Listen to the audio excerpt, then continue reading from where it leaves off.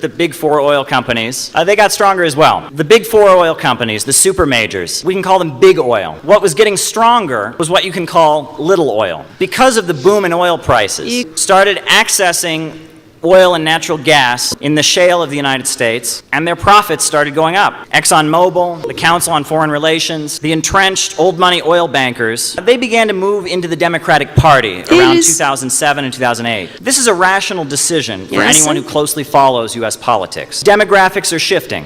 The white middle class of elderly conservatives, the traditional base of social conservatism, it's dying off. A much larger percentage of the U.S. public is black or Latino, and young white people tend to vote for Democrats and have liberal views as well. As big oil moved out of the Republicans, fracking companies, little oil moved in. Now, big oil is sophisticated in its politics. Huge think tanks studying trends in global economics, but little oil isn't so sophisticated. Sarah Palin, the governor of Alaska, she was nominated as the vice presidential candidate. She would scream, "Drill, baby, drill." What she was really saying was open up Alaska to the small oil corporations. She brags that she fought against big oil as governor of Alaska. There's a little bit of truth in that. For a long time, her husband wasn't even a member of the Republican Party. He was aligned with the Alaskan State Independence Party, the John Birch Society, the Constitution Party. This isn't the neoconservative politics that was carefully constructed by ExxonMobil in the 1970s and 80s. This is ideological right-wing paleoconservatism. These are forces that were driven out of the Republican Party in the 1960s. People who think President Dwight Eisenhower was a communist. People who think that the drinking water has communist poison being put in it. People who say that Abraham Lincoln was a dictator and that the slaveholders of the South were somehow justified in rebelling. There's a big difference between the politics of new money and old money. The new money deeply resents the power of old money. They see themselves caught between two great chasms. And you have the power of the big oil bankers that seeks to put them out of business. On the other hand, you have the rising people's movement for justice around the world, which threatens to redistribute their wealth to the people. They oppose both. They look to the past. Some people call this politics emerging from little oil fascism. I don't know if that's completely accurate. The Democratic Party hates two men in particular. They've become kind of the symbol of little oil. Their names are Charles and David Koch.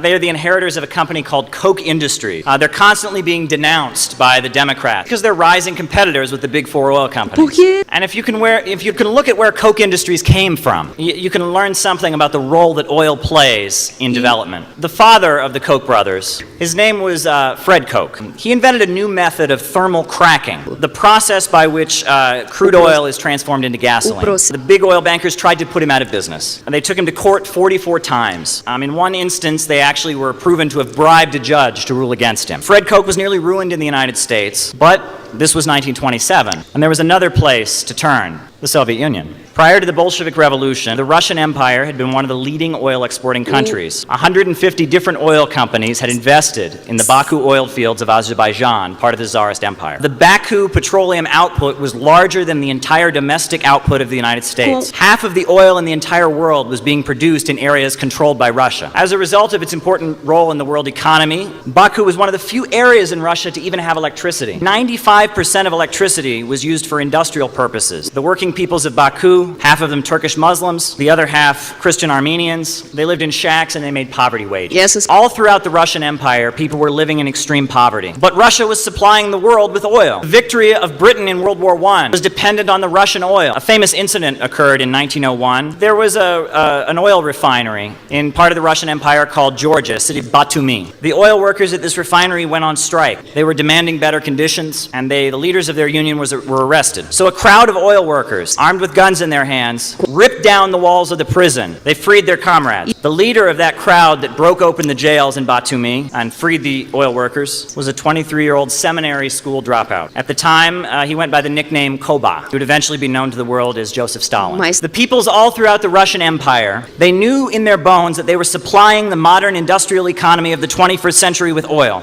They were making a lot of bankers rich, but they themselves were poor. In the aftermath of the Russian Revolution, the British armed forces were sent to seize the oil in Baku. It was a hotly contested area. In 1928, as Russia began to rapidly industrialize, this is when Fred Koch came from the United States to the Soviet Union. He watched as in a few short years, this third world country became an industrial power. Between 1928 and 1936, the Soviet Union became the biggest producer of steel in the entire world. The Soviet Union also produced more tractors than any other country in the world. Of course, oil production went through the roof, and the country was lit up with electricity. The huts of rural villages where Soviet peasants had lived were replaced with modern apartment buildings. Running water was provided to the entire country as well. Illiteracy was wiped out. And this was the 1930s. The rest of the planet was having a Great Depression. Now, the Soviet Union was not the workers' paradise many of the Marxists and communists had expected. It was clearly not heaven on earth. It was a society with many big problems that eventually played a role in its destruction. But what the Soviet Union did between 1928 and 1936 was go from being an impoverished country, controlled by Britain and France as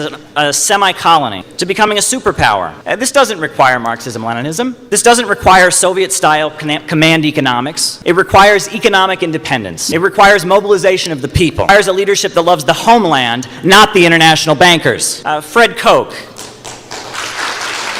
His sons certainly hate communism, cooperation and solidarity, and now they represent a faction in U.S. politics that is competing with the four major oil corporations. In 2014,